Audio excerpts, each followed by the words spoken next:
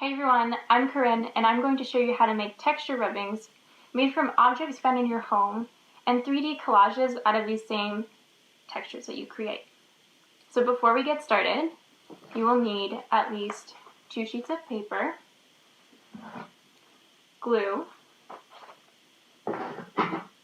scissors, and a pencil.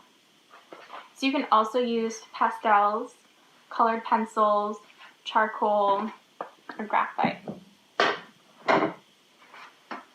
So texture rubbings are also known as a technique called frottage. So the technique frottage comes from the French verb frotter, which means to rub. So this term was developed by Max Ernst from drawings made in 1925. Max was inspired by an ancient wooden floor where the grain from the planks had been accentuated by many years of scrubbing.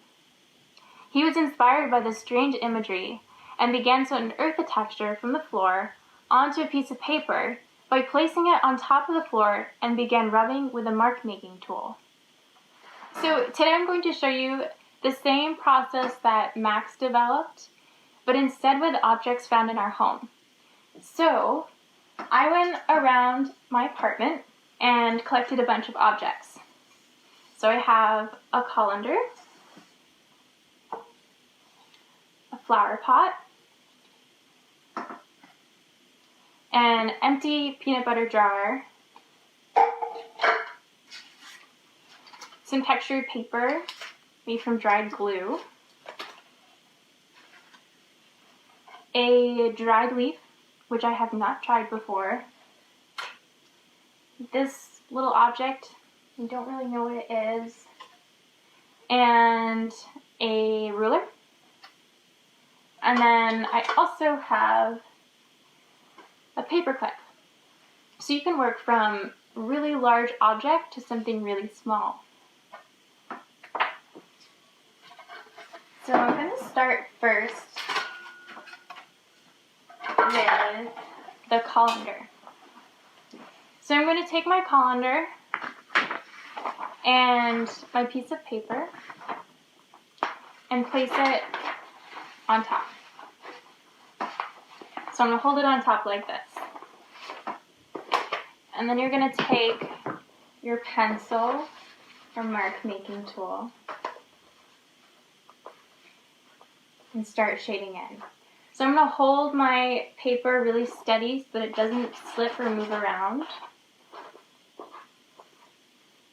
And then start shading it.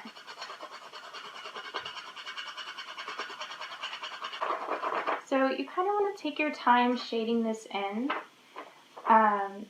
If your lines start to get a little bit farther apart, you might not see that same blended texture.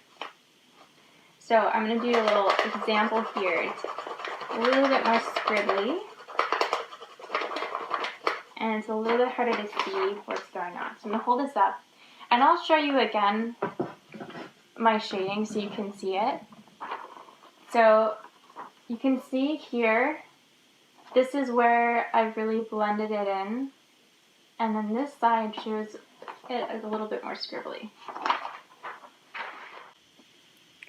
Now here's a closer look. I'm going to use this flower pot next. You can see it has a lot of little ridges in it.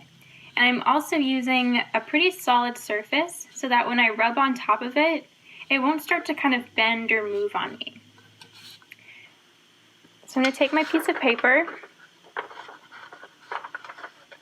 and place it on top. And with my other hand, I'm going to hold it steady. Then I'm going to take my pencil and start shading it in.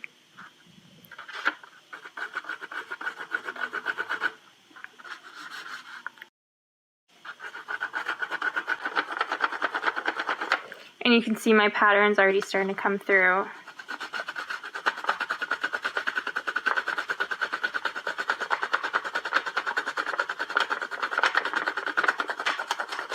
It's okay if your paper starts to wrinkle. And I can keep rotating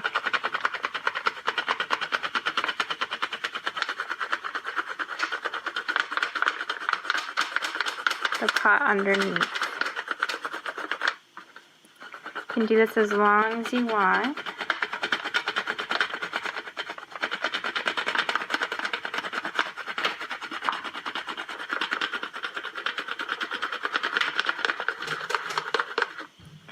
And I can also start to soften my shading. I can start to shade really lightly, and it makes a more subtle pattern. So you can play around with this different variations. I start to go really hard with my pencil. I'll get these really dark tones.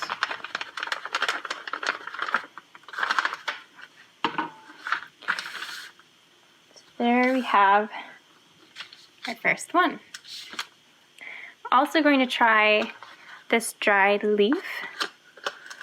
I'm going to use the back. You can see it has a lot more texture on the veins. And we'll place it underneath.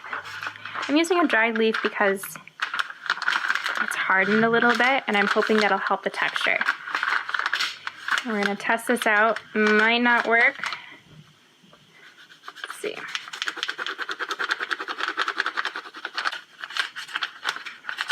So it's a little tricky at the stem, but you can see here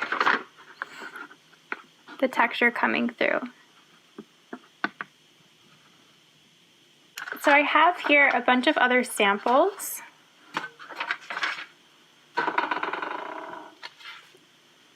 Such as these tiles. These are from our kitchen.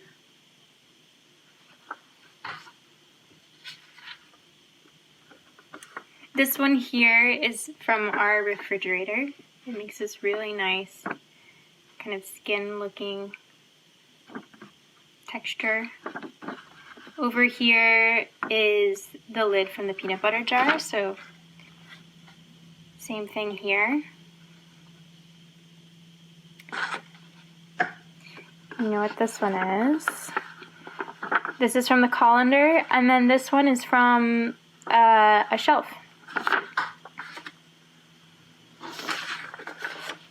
And then you can also play around with color. So here's the piece that I did that has a lot of color on it.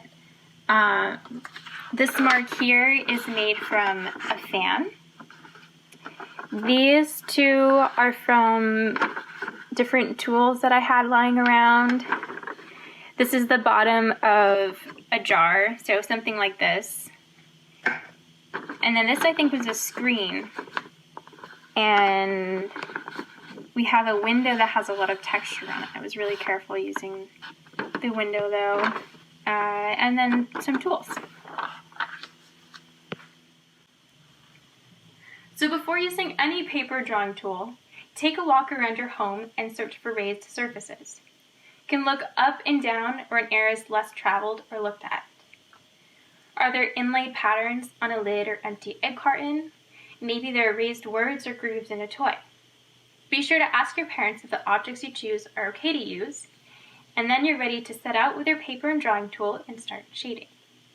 And remember, you can overlap, change colors, and rubbing pressure.